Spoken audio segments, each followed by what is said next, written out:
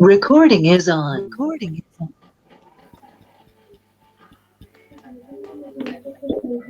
Bueno. Acá en el grupo todos están ocupados o trabajan. No.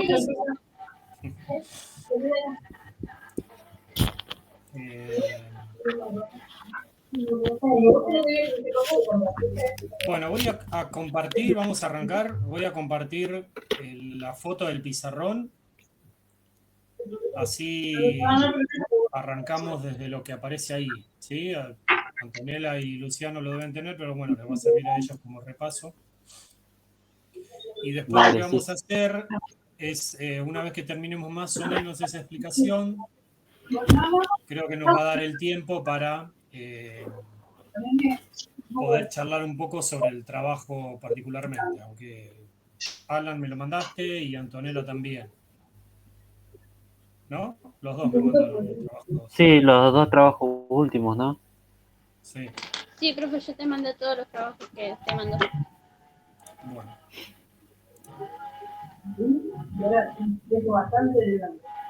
No los pude leer, así que en tal caso, si llegamos a repasarlo, les va a venir bien para poder hacer una autoevaluación, si lo necesita.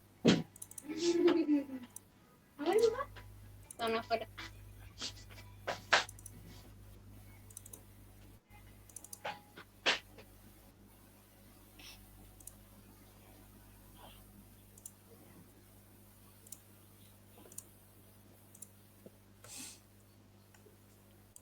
Bueno, ¿lo pueden ver bien? Sí. ¿El pizarrón? Sí, perfecto, sí, sí. Bárbaro. ¿Vos, Victoria? Sí. Bien.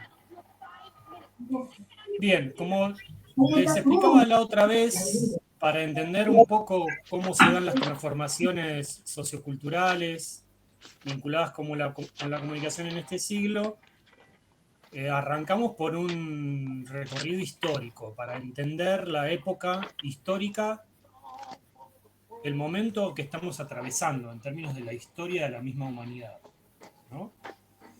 Y para eso partimos de entender cuáles son los cambios que hay entre lo que se conoce como la época moderna, que aparece acá en el pizarrón, y la época posmoderna. La clase pasada nos centramos un poco en entender qué característica tuvo la época moderna y cuál es el momento de quiebre de esa época, que se da, como está señalado acá, en 1914. Como ven, yo hago como una especie de vínculo entre 1914 y 1945 que dice transición, porque en realidad la humanidad ahí está muy volcada a lo que son, a toda una reconstitución del orden mundial y de la forma de vida de las personas a partir de lo que significó como impacto en todo el mundo, incluso en los países que no participaron, las dos guerras mundiales, ¿no? Y el nazismo como experiencia histórica de entreguerras y que luego se conoce con claridad al finalizar la Segunda Guerra Mundial. ¿Qué pasa? Antonella, me parece que estás con el micrófono abierto, ¿y podés silenciarte? Ay, sí.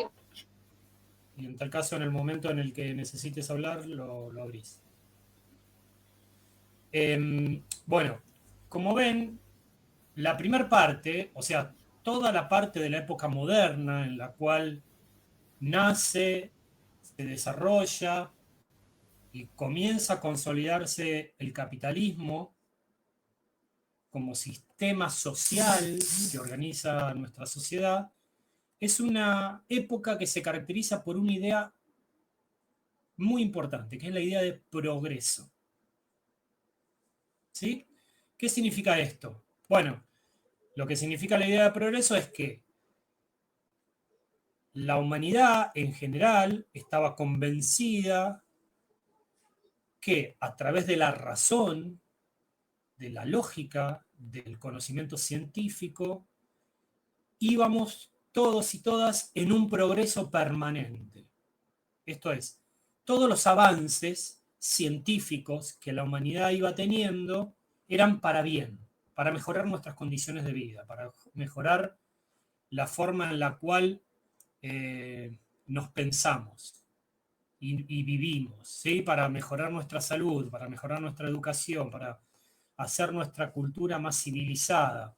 O sea, para mejorar nuestra manera de vivir, ¿no? Para tener más confort en nuestras vidas, para sufrir menos enfermedades a través de la ciencia médica, para poder tener mejores casas que nos permitan protegernos mejor de las inclemencias climáticas. Bueno, una serie de mejoras que a través del conocimiento científico, como dice acá, les da a la población muchas seguridades, ¿sí? Por eso acá aparece la palabra seguridad.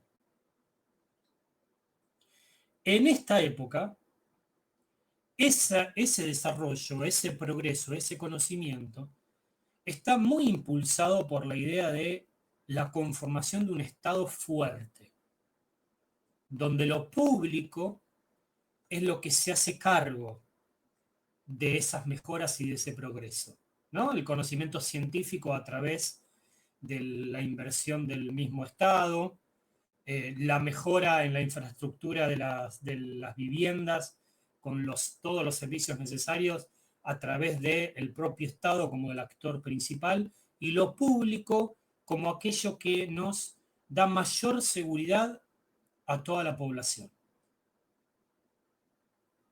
¿Se entiende esto? ¿Sí? ¿Vamos bien? Sí, profe. Sí, Muy sí. bien. Bárbaro.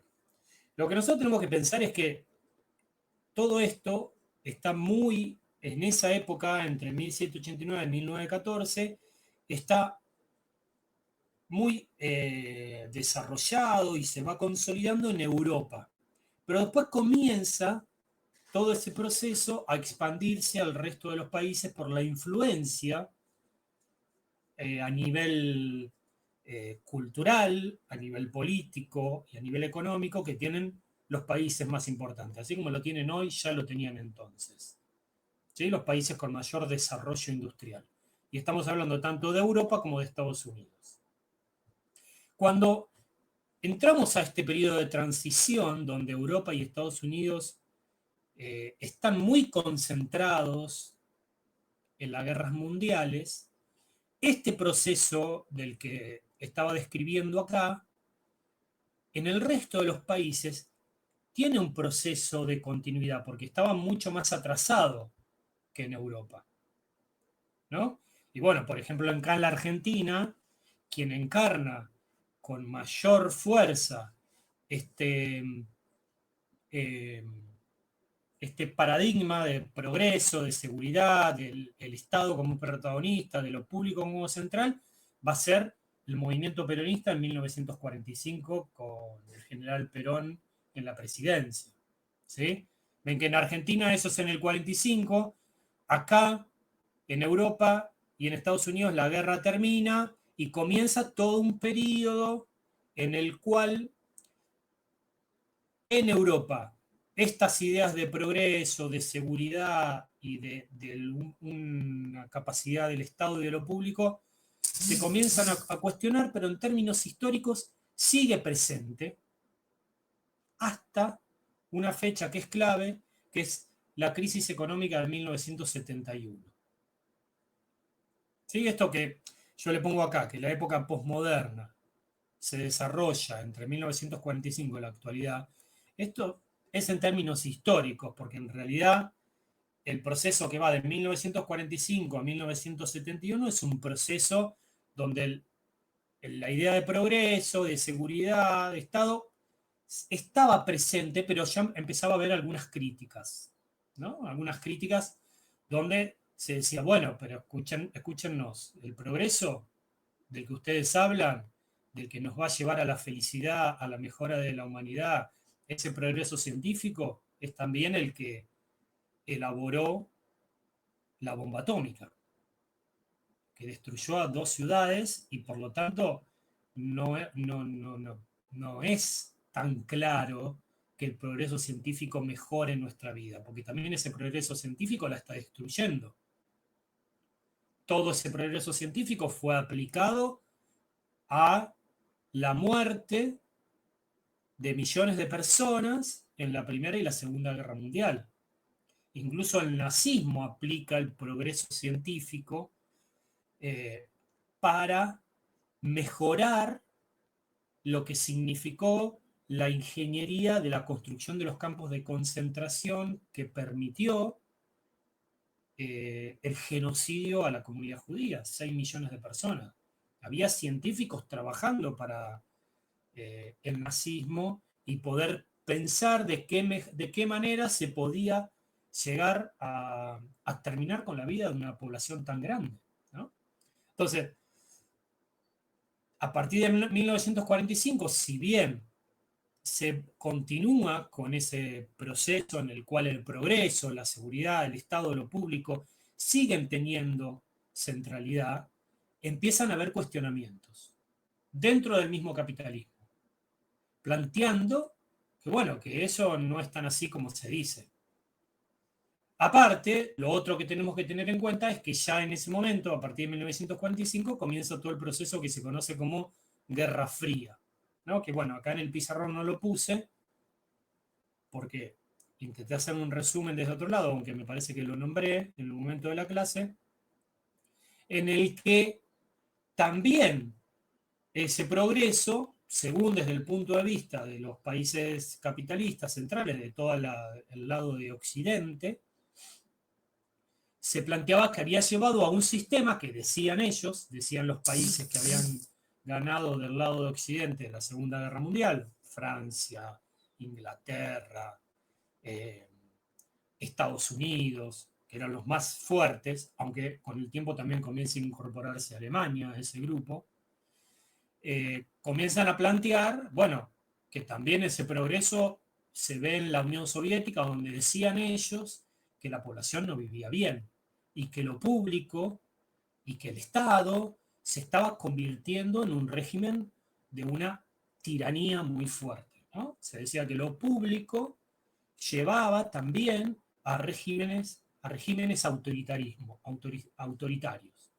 porque lo público avasallaba, o sea, invadía y le sacaba libertad a los individuos.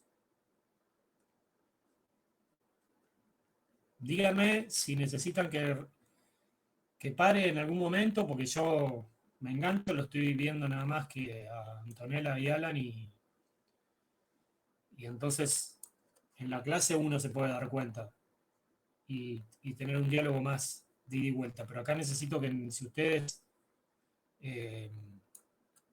lo requieren, me paren, ¿sí? Si hay algo que estoy diciendo que no lo entendieron, no me dejen seguir, párenme y díganme qué es lo que no está quedando tan claro y retomo. Bueno, fíjense Dale, cómo, gracias, profe. ¿sí? Fíjense cómo la idea de progreso, la idea de Estado y de público comienza en toda esta época a tener cuestionamientos, ¿sí? El progreso, por lo que significa el progreso científico y las consecuencias que tuvo sobre las guerras mundiales, y el Estado y lo público, por lo que se decía desde los países occidentales, había derivado en un régimen autoritario, que era el régimen, decían ellos, de lo que estaba pasando en la Unión Soviética, en Rusia, donde había una apropiación muy fuerte del Estado, de algunos de los que se conoce como los resortes principales de la economía, ¿sí? El Estado controlaba la industria metalúrgica, el Estado controlaba los servicios esenciales, el Estado controlaba la educación, el Estado controlaba la salud, todo en lo que se llama un régimen de monopolio. No había privados actuando, como no pasaba como hoy, donde tenés las escuelas públicas y las escuelas privadas, los hospitales públicos, los hospitales privados, ¿no? Como que de a poco, con el tiempo, ya en la época postmoderna, ya nos vamos a ir metiendo, todo esto empieza a tener un carácter mixto en términos aparentes, donde está el Estado y el mercado. Pero antes, en la época moderna, el actor principal era claramente el Estado, como impulsor El de Estado lo público. dominaba todo. Exactamente. El Estado era el centro. Era el centro de todo lo que venía a ser el manejo de lo público y, por lo tanto, de la mejora de la calidad de vida de la población. ¿Qué pasa en la época posmoderna a partir de todos estos cambios y estos cuestionamientos? Bueno, entre 1945 y 1970, en el marco de lo que es la Guerra Fría, hay una campaña muy fuerte en los países occidentales en contra del modelo soviético de Estado, ¿no? En contra del modelo de la Unión de Repúblicas Socialistas Soviéticas del Estado, donde el Estado es un Estado fuerte, presente, que controla la economía. Y también a partir de ahí, el cuestionamiento a la idea de progreso, ¿no? Ese progreso que nos daba, por eso pongo acá la palabra seguridad, ¿no? Que le daba a la población seguridad. Bueno, podemos estar mal hoy, pero vamos evolucionando, vamos progresando, ¿no? Vamos a ir encontrando a través del camino y del recorrido que nos muestra el conocimiento científico una mejor calidad de vida. Eso es lo que le permitía a la población también soportar situaciones de muchas carencias, ¿no? De mucha pobreza, de muchas dificultades económicas. Todo el periodo de entreguerras también está atravesado por lo que se conoce como la crisis del 30. No sé si ustedes escucharon hablar. La Gran Depresión del 30, que es una, no. Bueno, es un momento de muchísima, de muchísima, De una pobreza, digamos, una de pobreza una baja crisis con una económica, economía ayuda. claro, de una Sí, economía sí. muy en decadencia, con muchos problemas, que incluso también explica acá en la Argentina posteriormente la aparición del peronismo en 1945, ¿no? Porque los modelos de gobiernos anteriores empiezan a tener muchos problemas económicos para garantizar una mínima calidad de vida de la población a partir de lo que significó la crisis mundial del 30.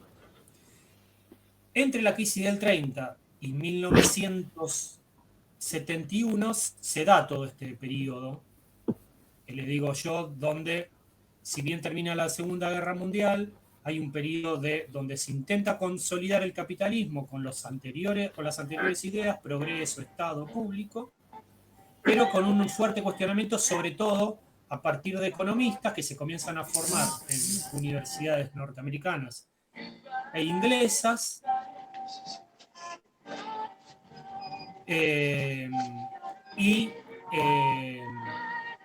perdona que apareció un correo y me desconcentré, que empiezan a cuestionar al capitalismo. No el capitalismo como sistema social, sino el capitalismo visto con las características de las que estamos hablando, con el Estado presente, con lo público, con el progreso como idea principal. Y empiezan a plantear cambios, ¿no? Por eso aparece esta parte que yo pongo después, abajo de lo que se conoce como, que nombramos como época postmoderna, donde ya la idea de progreso que daba seguridad no empieza como a desdibujarse, ¿no? Empieza como a no ser tan clara. Ya quienes están a cargo de pensar en el futuro, pensadores, políticos, funcionarios, quienes están conformando los modelos de países de ese momento, plantean que en realidad tenemos que pasar toda una etapa de incertidumbres, no tanto de seguridades, donde la centralidad tiene que estar puesta en el mercado y en el sector privado, no en el sector público. Esto también está muy fuerte, atravesado por lo que les decía antes, que es el proceso de la Guerra Fría. Porque si se señalaba que el Estado y lo público era lo central del modelo de sociedad que se venía construyendo en la Unión Soviética, el capitalismo no podía seguir ese mismo camino y tenía que poner una centralidad muy fuerte, no en lo público, sino en lo privado, no en lo colectivo de la humanidad, sino en el individuo, ¿sí? En las libertades individuales. Y por supuesto, cuando hablamos de libertades individuales, el mercado, como el lugar donde la teoría económica dice que se necesita libertad para que funcione, pasa a tener centralidad. Ya no es el Estado el que se plantea debe organizar la sociedad, sino el mercado. ¿Qué significa el mercado? Bueno, el libre juego de la oferta y de la demanda.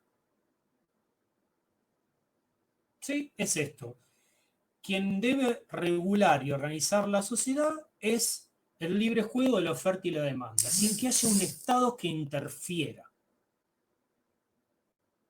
¿No? Por eso aparece el concepto, yo pongo acá, de una época flexible, ¿no? Una época de mucha flexibilidad, en contraposición a una época moderna donde se veía muy rígida. ¿Por qué muy rígida? Y bueno, porque en realidad yo por lo general accedía al nivel inicial sin ningún problema porque el Estado me lo garantizaba. Ya sabía que iba a ir a la escuela primaria porque el Estado me lo garantizaba. Sabía que iba a ir a la escuela secundaria porque me lo garantizaba. Si quería, podía tener una formación técnica que me daba cierta seguridad para acceder a un trabajo. Un trabajo que cuando accedía lo tenía toda la vida.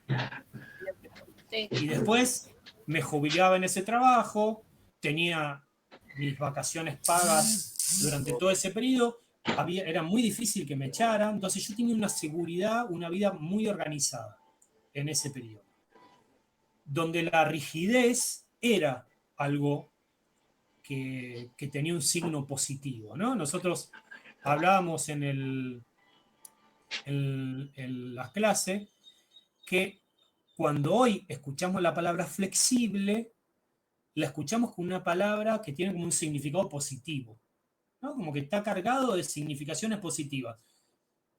No todo el tiempo decimos, tenés que ser más flexible, dale, no seas tan ortodoxo, no seas tan rígido, tan rígido. Trata de tener flexibilidad, adaptate a los cambios, ¿no?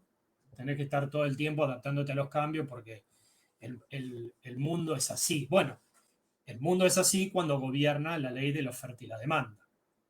O sea, el mundo es así cuando el mercado es el que gobierna. ¿Por qué? Bueno, justamente porque en la ley de la oferta y la demanda, cuando hay oferta de trabajo que supera la demanda, vas a tener trabajo seguro. Ahora, cuando esa oferta de trabajo baja y la demanda supera esa oferta de trabajo, te vas a quedar sin laburo, te la tenés que bancar, arreglátela, adaptate, ¿no? No tenés laburo, rebúscatela.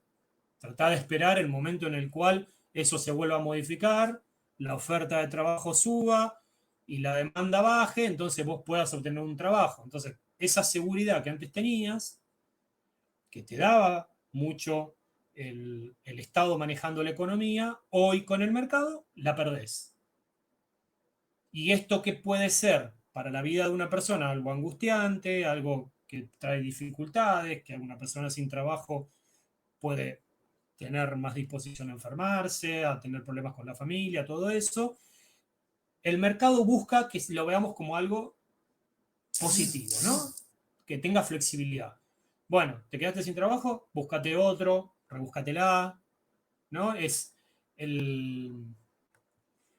Durante la época del gobierno de Macri, donde estaba muy fuerte esta concepción, se escuchaba mucho el emprendedorismo. Que tenías que ser un emprendedor, ¿no? Que tenías que tener una iniciativa, la idea de la meritocracia. Sí. O sea, si vos tenés tus méritos, bueno, vas a entrar a esa poca oferta de trabajo que hay. Si te quedás afuera es culpa tuya porque vos no alcanzaste esos méritos. Y si no podés tener trabajo, bueno, hacete un emprendimiento propio, ¿no? Buscátelo vos tu trabajo. Create vos tu propia demanda de clientes para que para obtener tus ingresos y tu posibilidad de vivir mejor. ¿No? Como que esta idea de incertidumbre, de cambios de mercado y de lo privado es lo que empieza a gobernar el mundo desde 1970 hasta la actualidad. En la Argentina esto tiene un momento de quiebre muy importante en 1976 con la dictadura militar. El comienzo en el que estas ideas de la centralidad del mercado y de lo privado empieza a tener mucha fuerza es en 1976 en nuestro país. Con el gobierno dictatorial y que después va a tener su manifestación más fuerte en el gobierno de Carlos Saúl Menem, que va entre 1989 y 1999. Donde, fíjense ustedes, los teléfonos eran del Estado, la luz era del Estado, el agua era del Estado, la gran mayoría de las ofertas educativas eran del Estado. Sí. El transporte Se dependía del Estado. Todo dependía del Estado. ¿Qué hace Menem? Un proceso de privatización, donde le abre Donde lugar. seríamos nosotros, perdón, profe, ¿no? Donde nosotros Sí, dale. seríamos más independientes, algo así. Claro, donde el planteo es que las libertades individuales son mayores. ¿Por qué son mayores? Y bueno, porque vos, si querés, podés cambiar de trabajo, si querés, te podés comprar un auto o andar en transporte público, podés elegir ir a una escuela privada o a una pública, podés elegir tener una prepaga o atenderte en un hospital público. Eso en teoría, ¿no? La teoría decía eso. A vos te daba mayor libertad de elección. Antes, si tenías un solo hospital público en Moreno, ellos te decían, bueno, tenés posibilidad de elegir. Entonces decías, bueno, tenemos que dar posibilidad de elegir, y esa elección tiene que estar dada por ponerte una mayor oferta de hospitales, ¿no? O de clínicas. Entonces ahí aparece la oferta de lo privado compitiendo con la oferta del Estado.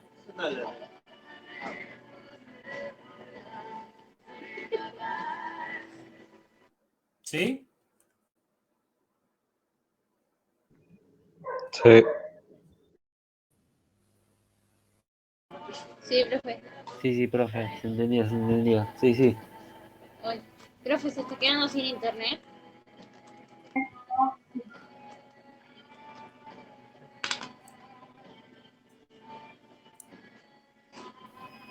Creo que le está fallando la señal.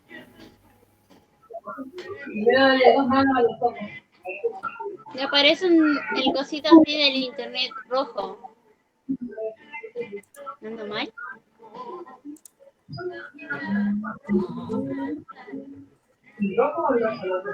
Escuchan ahora, se cortó, ¿no?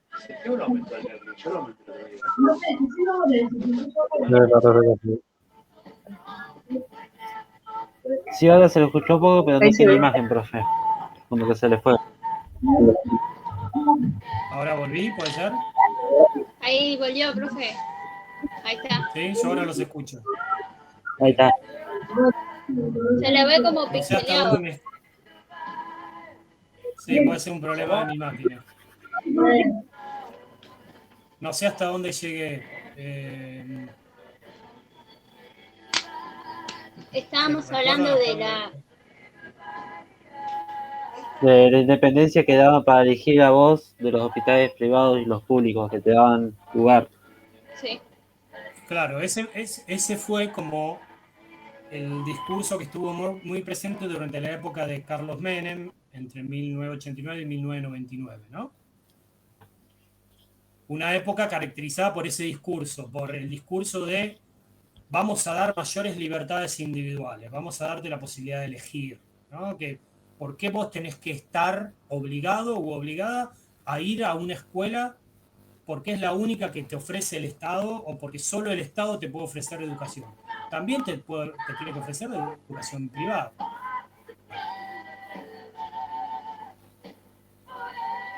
Se le tilda, profe.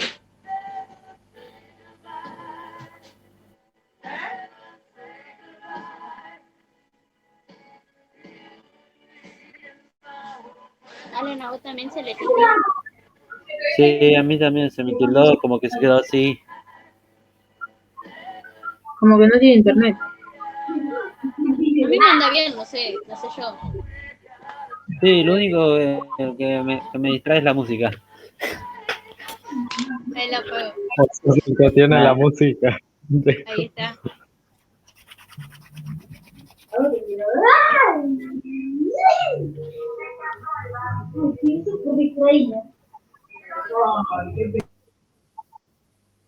Cuando se me corta a mí, creo que le- ¿ustedes pueden hablar entre ustedes? Sí, profe. Sí, sí, nosotros ¿Eh? sí.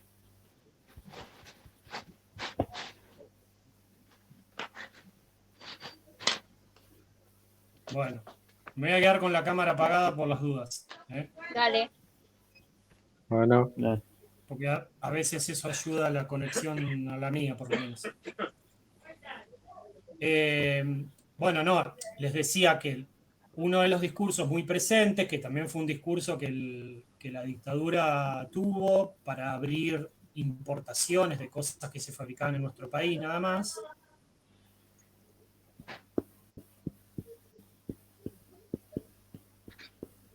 ¿Me escuchan o no? Sí. Sí, sí, sí, lo estamos escuchando. ¿Sí? Ah, bueno, bueno. ahí volví. No, decía, una de las cosas que se decía mucho en ese momento, como así el pasado durante la dictadura, que fue un proceso económico entre el 76 y el 83, donde hubo mucha importación de productos que se fabrican nada más que en nuestro país, era que la competencia iba a mejorar la producción nacional. Bueno, esa idea de que la competencia va a mejorar lo que ya estaba es algo que también apareció en relación con el Estado, ¿no? O sea, que si iba a haber, si nosotros le dábamos lugar al sector privado para que ofrezca mayor cantidad de servicios educativos, el sector público iba a mejorar, porque el Estado iba a tener que competir con el privado y entonces iba a tener que mejorar. Lo mismo se decía respecto de la salud, lo mismo se decía respecto del transporte. Fue una época en la que se privatizaron los ferrocarriles. No sé si ustedes tenían presente que el ferrocarril Sarmiento estuvo privatizado desde fines de la década del 90 hasta lo que fue la masacre o tragedia de Once, ¿no? Donde a partir de lo que significó ese accidente, todo cambió y ahora es de vuelta el Estado, o sea, lo público, quien está controlando el ferrocarril. No sabía, profe, no sabía que era privatizado antes. Yo tampoco.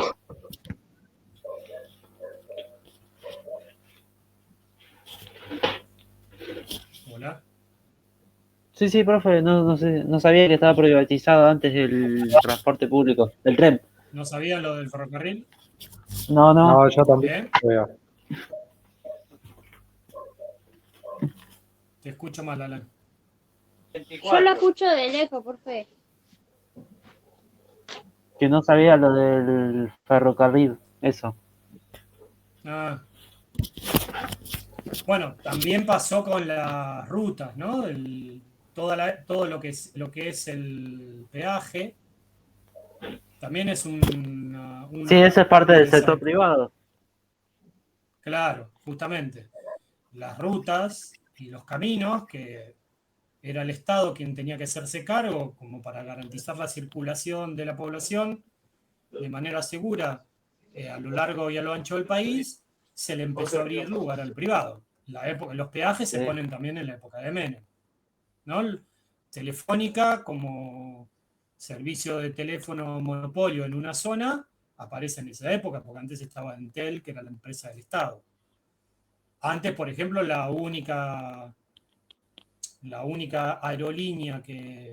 principal aerolínea que viajaba en todo el país era Aerolíneas Argentinas, sigue siendo la empresa de bandera, como se le dice, la empresa nacional, pero no tenía tantos competidores como tiene hoy. Bueno, en la Sí, época hoy el sector privado posmoderna, creció un montón.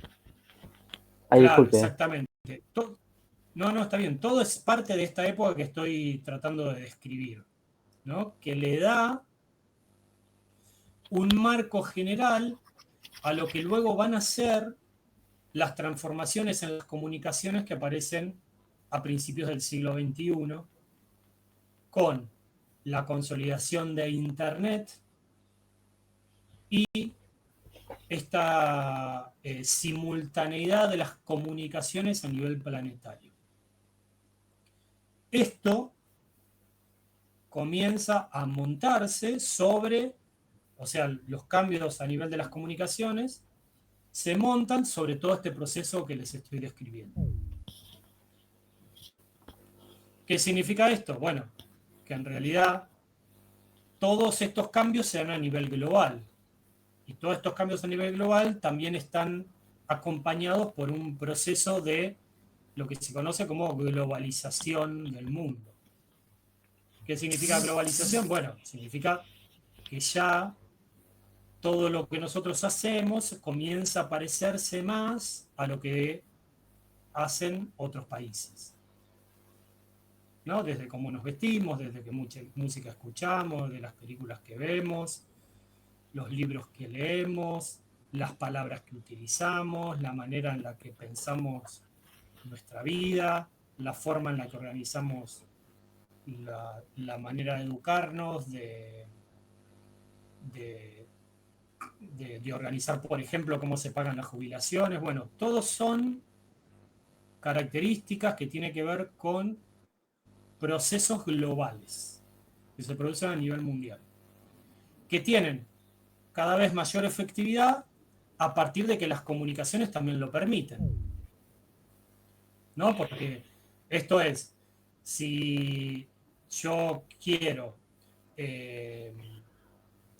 que, por ejemplo, la marca de ropa Nike, ¿no? se expanda a nivel mundial como consumo de las poblaciones, de buena parte de la población mundial, que esta empresa se convierta en una empresa transnacional que pueda tener una comunicación simultánea en todas las filiales que tienen todos los países, la hace mucho más efectiva que lo que podía pasar antes.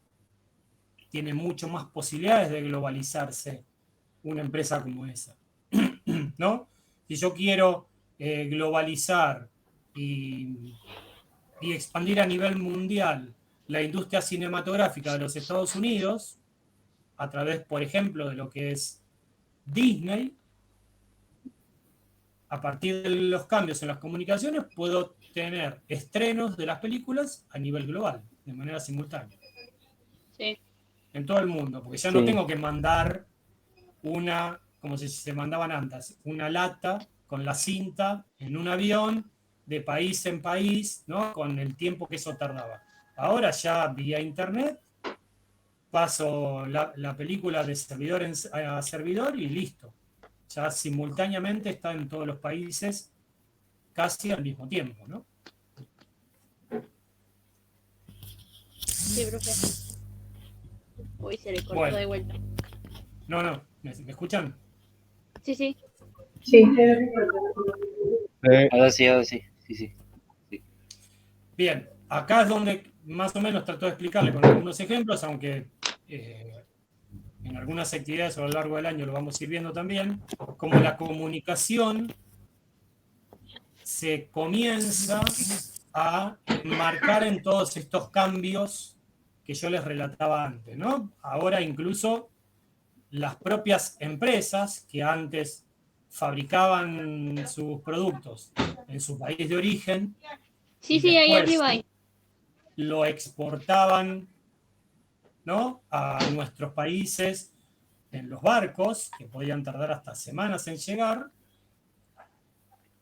Ahora lo que hacen es una especie de transnacionalización de la producción. ¿Qué significa esto? Nike encuentra, por ejemplo, en la zona del sudeste asiático, la zona de Tailandia, Malasia, Indochina, toda esa zona, la posibilidad de contratar mano de obra mucho más barata que en su propio país. Entonces, incluso en algunos casos hasta hay denuncias de contratar mano de obra esclava. Entonces, ¿qué hace? Traslada toda su producción a esos países, porque tienen más posibilidades de contratar mano de obra, abaratar sus costos. Eso no significa que después a nosotros nos lo vendan más barato, por supuesto que no, pero lo que hace es aumentar sus ganancias, ¿no? Esto incluso pasa con la industria automotriz. Hoy la industria automotriz en nuestro país, que tuvo durante mucho tiempo un gran desarrollo, hoy está transnacionalizada, por ejemplo, con Brasil, donde hay autopartes que se hacen en Argentina, autopartes que se hacen en Brasil, y después se ensamblan en alguno de los dos países. Sí, es cierto. La mayoría de los autos vienen ensamblados de Brasil o importados de Brasil. Claro, pero muchas veces se ensamblan en Brasil, pero las autopartes se hacen en nuestro país, ¿no? Sí, O la parte de las computadoras, la parte de mayor desarrollo tecnológico, se exportan directamente de Japón, de China, también de los lugares donde estas empresas ven mejores condiciones para realizar su trabajo. Bueno, todo esto que les estoy describiendo, no podría ser posible sin la revolución de las comunicaciones, sin el cambio que produce Internet.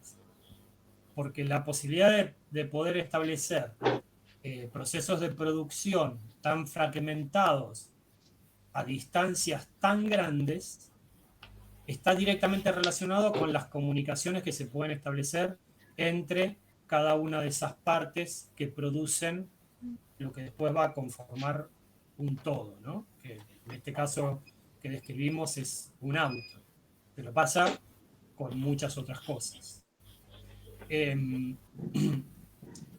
Es una época donde la idea de flexibilidad también está vista aquí, en la estructura y la forma en la cual las empresas producen, ¿no? Tienen muchísima flexibilidad en poder establecer dónde van a ir a hacerlo, ¿no? Ya Nike no tiene la rigidez de, bueno, tiene que pelear con las leyes laborales de los Estados Unidos, con los sindicatos que representan a sus trabajadores, sino que, bueno, yo tengo la libertad de decir, la verdad que no me conviene las condiciones laborales de los trabajadores de acá, entonces me voy a fabricar a Tailandia, donde los trabajadores no están sindicalizados y puedo pagarle mucho menos porque el Estado y su historia de lucha de los trabajadores me permite hacerlo. Eso también es flexibilidad. ¿Mm? ¿Vamos? ¿Me van siguiendo? sí, sí, Sí. sí. A ver si puedo conectar la cámara. Junto al cuadro. Más flexibilidad, más bueno. Para la Claro, empresa, bueno, ¿no? para las empresas, claro, tal cual, porque después está por verse si para nosotros lo es, ¿no?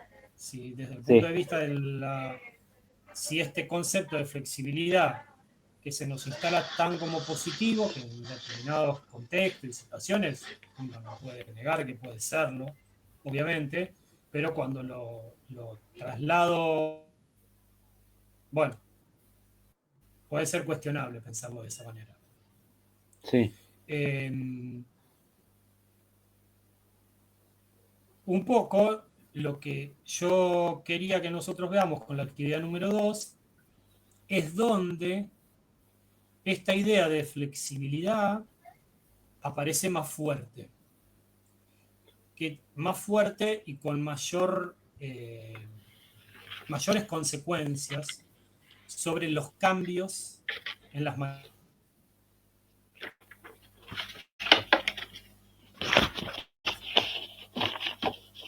Profe, tuvo mala conexión, me parece, ¿no?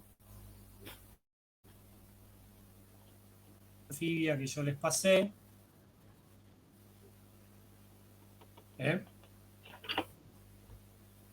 Se le cortó, profe, y recién volvió.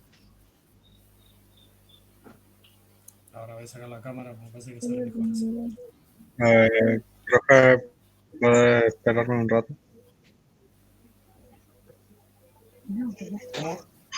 ¿Cómo?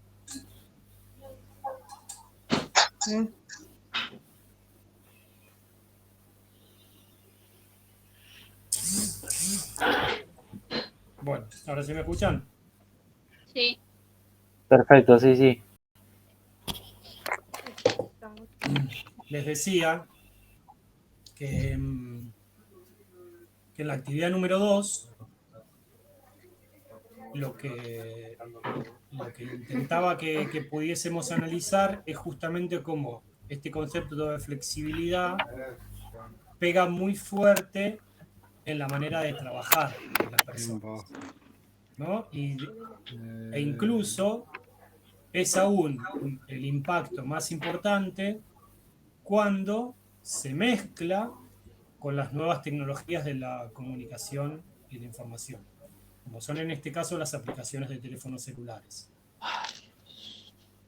Sí. ¿Sí? Sí, que se aprovechan, viste, ahora lo entendí, que se aprovechan de los trabajadores por una menos, como se dice, mano de obra barata, y ahí obtiene la ganancia la empresa, como lo que usted explicó con Nike y Tailandia. Exactamente. Ahí aparece muy fuerte en todas las formas de trabajo de estas aplicaciones este paradigma y esta fuerte idea de las libertades individuales, ¿no?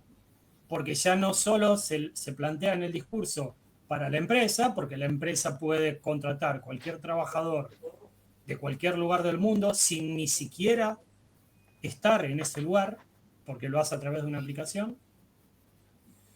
Y supuestamente es el mundo ideal de la libertad individual y de la flexibilidad para los trabajadores y las trabajadoras, porque están en la calle, están libres, andan por el mundo libres, no están encerrados en una oficina o en una fábrica, ¿no? Y manejan sus horarios de trabajo a su antojo, ¿no? No hay ni siquiera la rigidez de tengo que entrar a las 6 de la mañana y hasta las 5 de la tarde no puedo salir porque estoy marcando tarjeta y si lo hago pierdo el presentismo. No, tengo la absoluta flexibilidad. Trabajo cuando quiero y cuando no quiero no trabajo.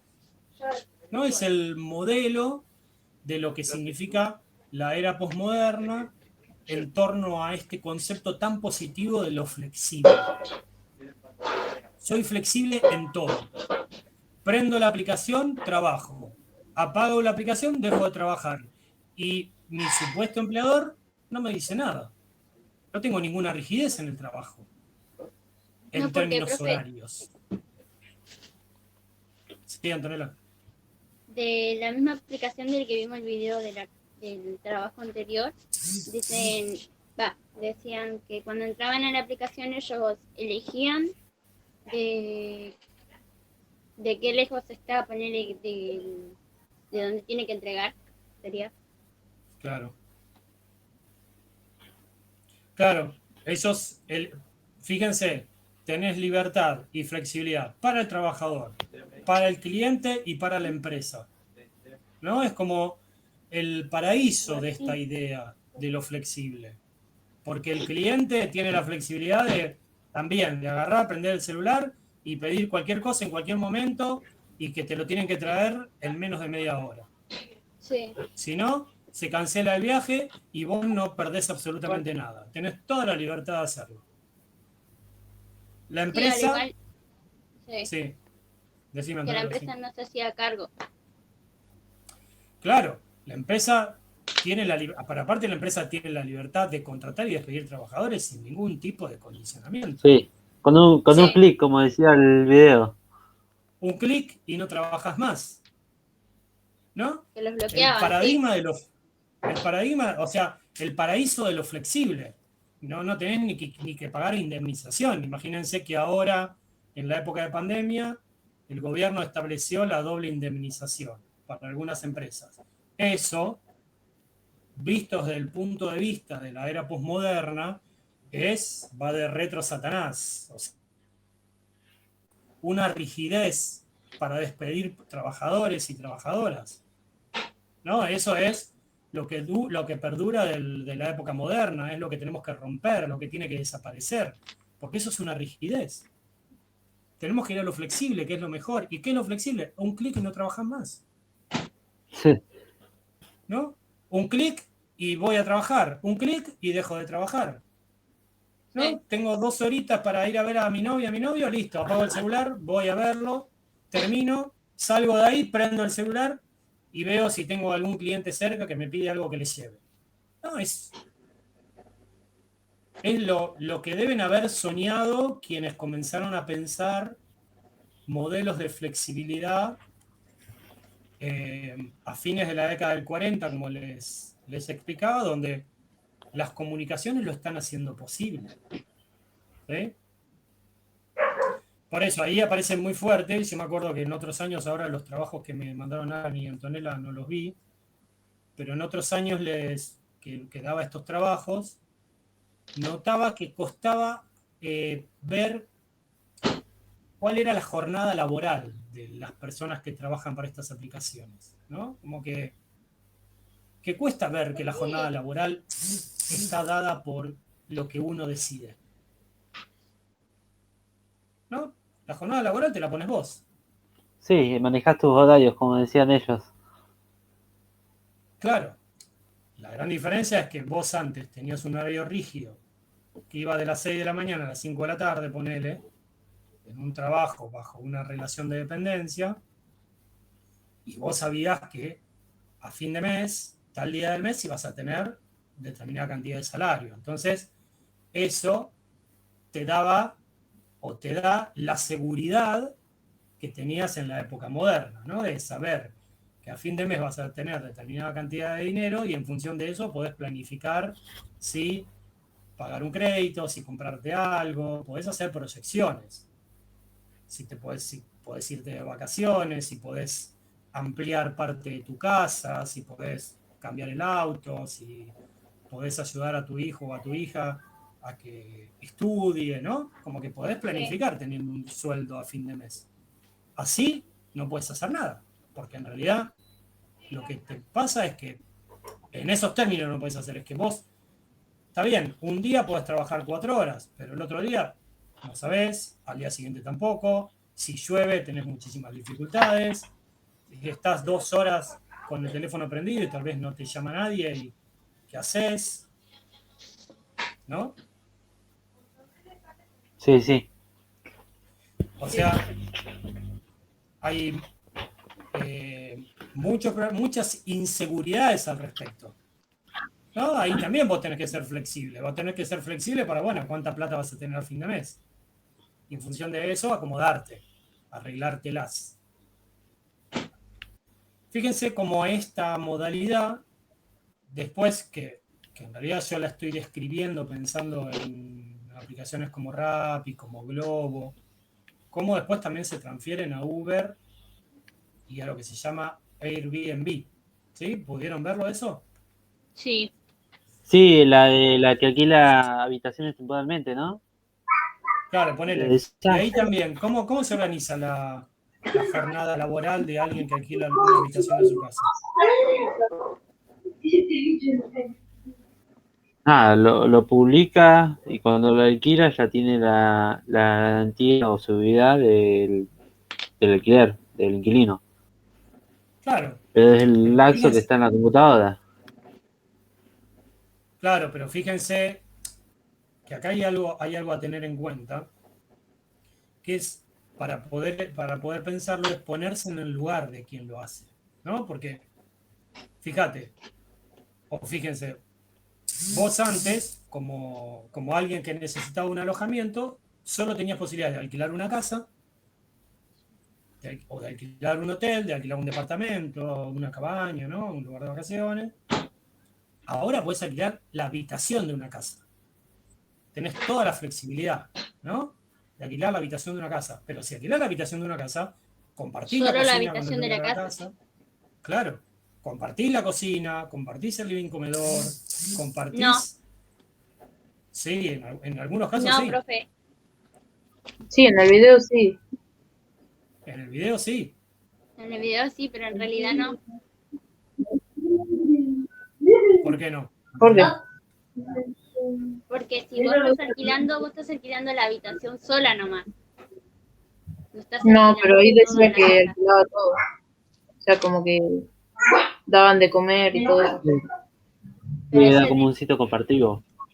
Sí. Claro, o depende. sea, vos podés elegir, ¿no? Vos podés elegir como alguien que busca, podés elegir solo una habitación y nada más, o una habitación con la posibilidad de usar la cocina, la posibilidad de usar determinadas instalaciones. Entonces vos elegís, alquilo esta porque me da la posibilidad de usarla, o alquilo esta otra y me voy a comer afuera. Pero en el caso de las experiencias que se ven ahí, lo que se ve es que no solo alquilan habitaciones, sino que también tal vez pueden organizar, ponerle el horario de la cocina. Bueno, vos te alquilás la habitación, tenés de tal hora a tal hora la cocina, la voy a usar yo de tal hora a tal hora. Pero la persona que alquila esa habitación, una vez que tiene a alguien alquilándola, tiene una jornada laboral organizada por la habitante o el habitante de esa habitación. ¿Cómo? Lo que digo es que si vos alquilas una habitación de tu casa, pero al Sí. mismo tiempo a esa persona le ofreces el servicio de poder utilizar la cocina, de poder utilizar el living comedor para comer, para ver la televisión, o sea, 43. es una persona con la que convivís. Por lo tanto, al convivir con esa persona, tu jornada laboral está atada a lo que esa persona haga. O sea, si querés salir, tenés que organizar tu salida en función de si esa persona está en tu casa o no está en tu casa, ¿no? Si tenés que organizarlo también en función de si también le vas a ofrecer el servicio de limpieza, del momento que sale, ofrecerle la limpieza. Como que la flexibilidad que significa para el cliente poder alquilar un lugar así y la flexibilidad que vos tenés de no tener que registrar como hotel la habitación de tu casa, después tiene sus consecuencias también, en términos de la jornada laboral. En términos también de esa flexibilidad de tu jornada, donde vos, si sos empleado de un hotel, entras una hora y salís a tal hora. Pero si ese hotel te lo llevas a tu casa, ahí las cosas cambian. ¿No?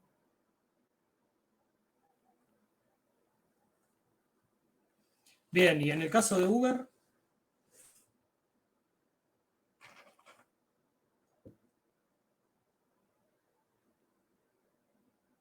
¿me escuchan? Sí, profe, hablé con el micrófono cerrado, que le decía que usted en el auto decidía los horarios que quería trabajar. Si usted podía de noche, trabajaba de noche o de día. Claro. Bueno, un poco en Uber pasa algo como bastante similar a lo que sucede con Rappi, ¿no? Y con Y Globo. digamos Sí. que sí, pero Y en la relación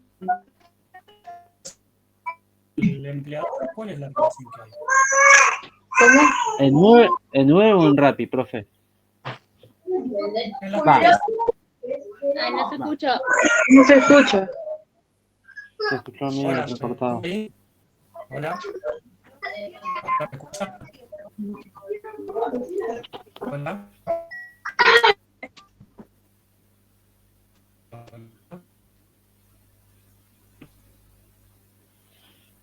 Hola, hola. Se le escucha así Hola. como eco, así como robot profundo. ¿Me escuchan muy lejos? Sí, Estoy hablando al lado del micrófono, pero bueno. se ve que tengo mala señal. Sí, yo igual. No, Vicky no también, soy el yo. profe también. No, Vicky también, el profe también y Alan y yo también. Ahí se me fue. ¿Ahora me escuchan? Sí, ahora sí. Ahora sí se le escucha mejor. Sí, esa te escucha. Bien. Sí, ahora me parece calidad buena. Bueno, le decía que ¿cuál es la relación con el empleador de las tres aplicaciones? O sea, con su Todas patrón. eran. Bueno, Ay, disculpe. ¿Cómo? Todas eran basadas en la aplicación, en la plataforma organizada por la aplicación o la página que usaban. Y en el caso en el que se comenta qué pasaba cuando tenían algún problema, ¿cuál era la respuesta que solían tener estas aplicaciones? En realidad, nula, los bloqueaban de un clip, porque no tenían, como se dice, un sindicato, como explicó usted, o un lugar donde si se caen o se les pasa algo en la bici no tienen nada. Es cosa de ellos y consiguen a alguien más. Bien, Solí. bien. En el caso de Uber,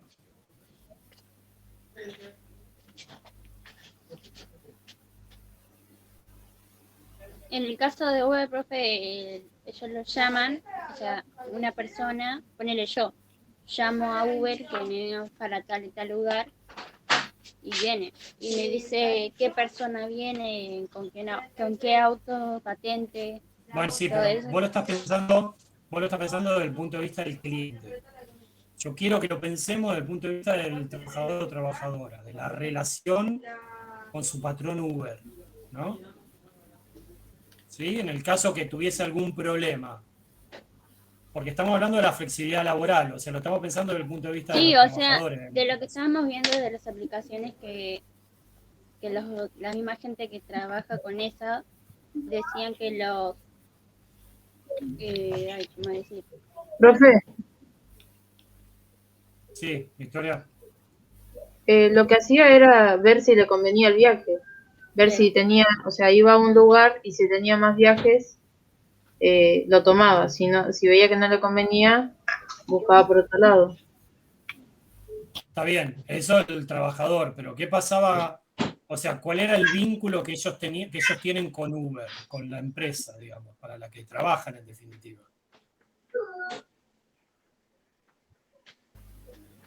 Es por aplicación directa, profe. Ellos recibían el viaje y lo tomaban o no, pero sin Claro, un soporte de atención humano. claro, y ponele, si en un viaje se les rompe, se les pincha una goma, ellos O tenían le un roban seguro y por ellos no se parte, hacen cargo. claro, no se hace cargo de nada la empresa. No. La empresa No, es no, no, todo por ganancia. eso la flexibilidad. Claro, ahí está la Disculpe. flexibilidad y esta posibilidad que se le da. O sea, lo único que presenta la empresa es la marca Uber y haber pensado la aplicación. Después todo el resto es ganancia pura. Claro. No tiene ninguna pérdida. O sea, porque cobra una comisión de lo que le hace el trabajador, pero el trabajador no cobra un salario, no tiene un seguro social, no tiene un seguro de vida o por accidente.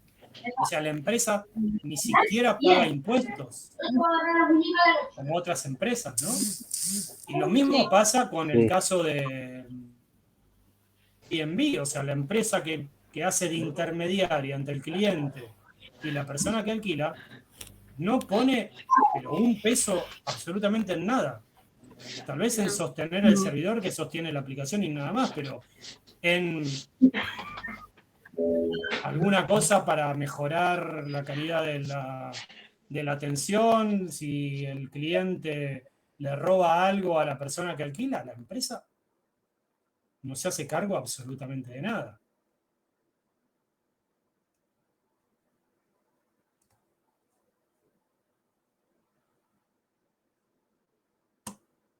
¿Sí?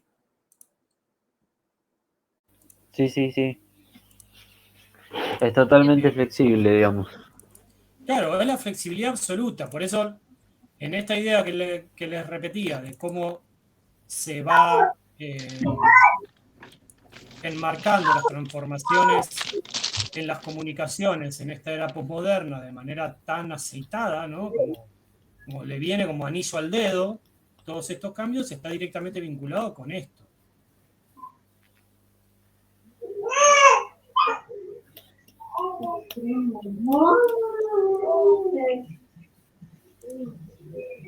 Esta idea de la flexibilidad, que desde el punto de vista empresario evidentemente es muy positiva, desde el punto de vista de los trabajadores uno empieza a dudar, ¿no? Si lo es tanto.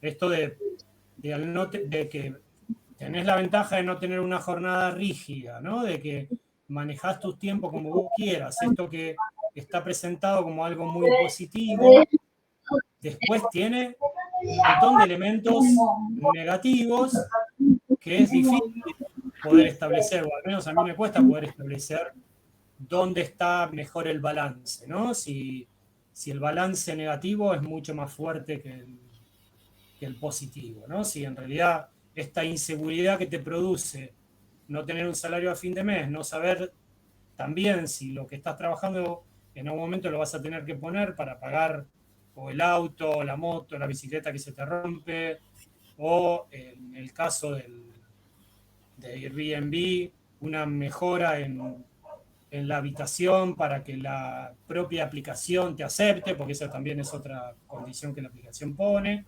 Vos después lo vas a recuperar o si efectivamente te va a dar una ganancia adecuada al tiempo de trabajo que vos invertiste durante todo ese momento, ¿no? Como esta flexibilidad en la jornada después tiene cosas tan negativas que uno empieza a ver, bueno, en realidad tal vez cierta rigidez en la jornada, si yo a fin de mes tengo la seguridad que voy a cobrar tanto salario, no es tan negativa como se está vendiendo en esta época y hay que ver cada situación en particular.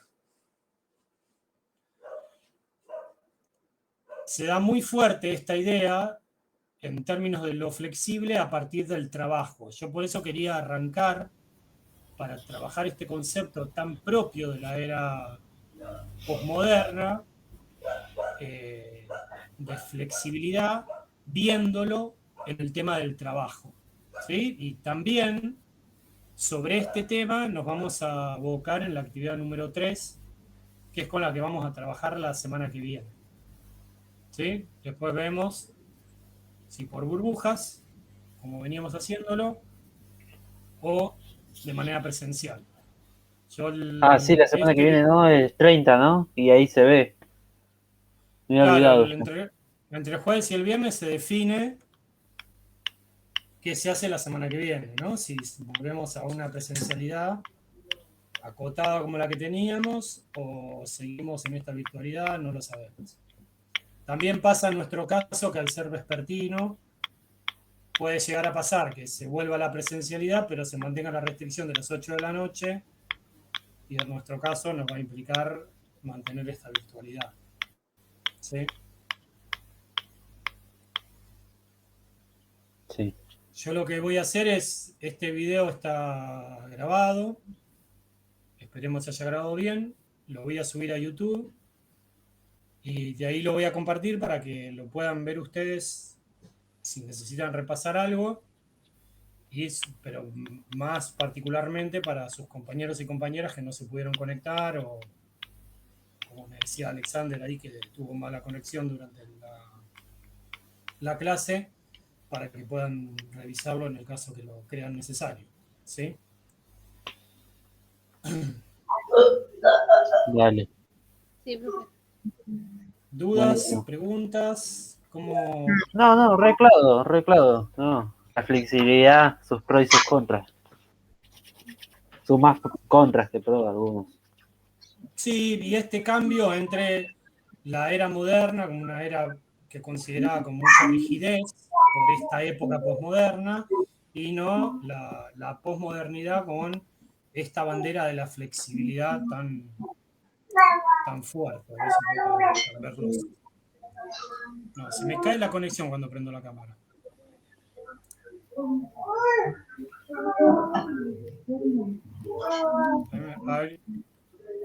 Me pone calidad deficiente si prendo la cámara. ¿Ustedes me escuchan bien ahora? Sí. Sí, pero se escucha Sí. un ruido de fondo. Sí, porque sí. hay alguien que tiene el micrófono abierto. No sé si no sos vos, Antonella, también. No. Ahí está. Bueno, en la actividad número 3 vamos a seguir profundizando sobre este concepto, pero lo vamos a trabajar con mayor detenimiento, ¿sí? Vamos a ver una experiencia muy interesante que está relatada en una panadería en lo que es el centro de estas ideas, que son los Estados Unidos, donde vamos a ver cómo se da la transformación en una misma empresa de esta era moderna a la era posmoderna. Y cómo esto también se da en la historia de una misma familia, ¿no? Entre un padre que tuvo un trabajo bien propio de la modernidad y un hijo que comienza a tener un trabajo donde la posmodernidad es lo que lo marca. Bueno, en ese cambio vamos a ver también con mayor profundidad algunas características, además de las que estuvimos trabajando con estas aplicaciones en la actividad número 2, lo vamos a ver en la actividad número 3. ¿Sí? De todas maneras, esta actividad yo se las voy a dar el mismo martes que viene, para darle tiempo a que me entreguen quienes no lo hicieron. Dale, gracias, Y profe. en la misma clase lo vamos a ir trabajando. Dale. Vamos a ver si alternamos. Si seguimos en la modalidad virtual, alternamos una clase por WhatsApp y una clase de esta manera. Así no quedan tantos y tantas afuera del encuentro. Bueno, Bueno, nos encontramos el próximo martes. ¿Sí? Hasta luego, profe. Hasta luego. Chao.